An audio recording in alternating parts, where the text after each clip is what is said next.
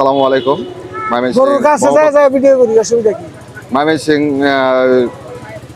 আপনার ব্রহ্মপুত্র নদীর পাড়ে এক বিশাল গরুর হাট রয়েছেন। আজ আমরা চলে আসছি এখানে বেশ কিছু গরু যিনি একজনেই নিয়ে আসছেন।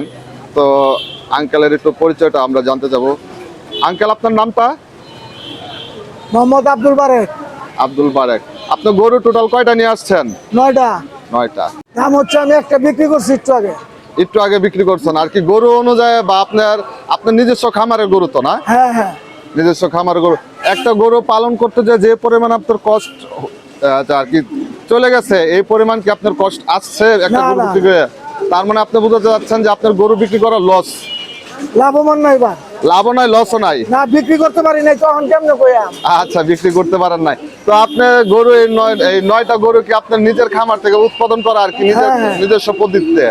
আচ্ছা, আপনি এই গরুর যে নিয়ে আসছেন, কোথা থেকে নিয়ে আসছেন? কালীর বাজার। কালীর বাজার থেকে? কালীর বাজার বালুদিয়া গ্রাম। একটা বিক্রি করেছেন না? জি। আচ্ছা, ঠিক আছে। 9টাই গরু দেখাচ্ছি আমি। ওইটাও তো আপনার না? হ্যাঁ।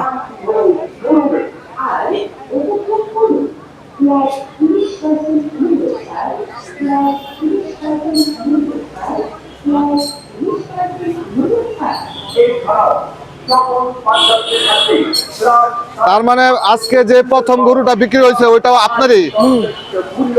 ওটা কত টাকায় বিক্রি করলেন? 1,20,000। 1,20,000। এখন একজন ক্রেতার কাছে জানতে চাবো যে গরুর দাম কেমন। আচ্ছা ভাই, আজকে যে গরু উঠছে এগুলার প্রাইস কেমন যাচ্ছে আপনার মনে হচ্ছে আর কি? আপাতত দৃষ্টিতে প্রাইস একটু বেশি চাচ্ছে। কারণ হলো গিয়ে আজকে তো গরুই উঠে নাই তেমন একটা। হ্যাঁ, কালকে লাগাত পরশু দিন লাগাত হয়তো বোঝা যাবে যে আপনার গরুর দাম কেমন হয়। আজকে একটু বেশি চাচ্ছে।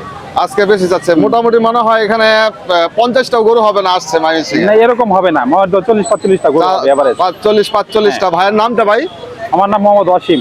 আচ্ছা, ধন্যবাদ ভাইয়া।